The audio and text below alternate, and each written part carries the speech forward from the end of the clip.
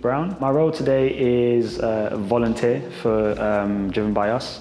So I'm really interested in sort of doing a lot of STEM outreach, which is like what we're doing today at Team Sport down at the Docklands. Just about trying to promote STEM, promote engineering, promote motorsport to the sort of younger generation, especially those who may not have the exposure to it growing up. I work in engineering. I work in Formula One specifically, but yeah, I'm an engineer by profession.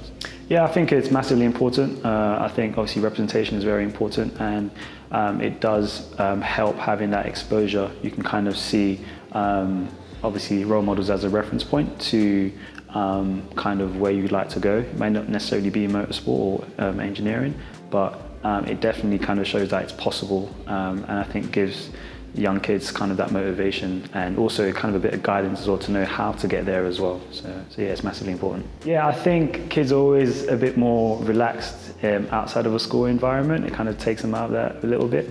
Obviously being somewhere like here at Team Sport is obviously massively relevant to motorsport, and it just gives them a different flavour of a school day. I think one thing I would like to kind of achieve from today is allow them to see the stuff that they learn in the school, kind of the applications in it actually can be quite fun, sort of in their maths and science. So yeah, it's very important. I'm working on the RC car models. So what we're basically using that is as a friction investigation.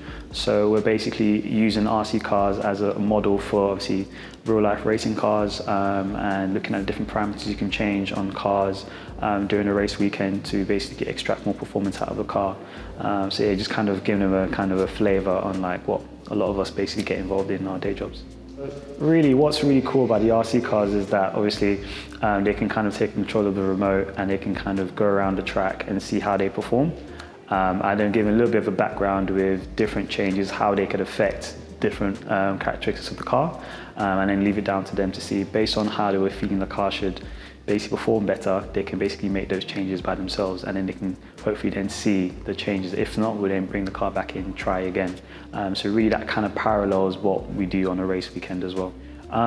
So it's really down to obviously the knowledge, having the experience and knowledge, but then also kind of down to the feel as well. Obviously in a race weekend, that would really be down to the communication between the drivers, the race engineers and the performance engineers as well. Obviously here it's a bit more kind of smaller scale.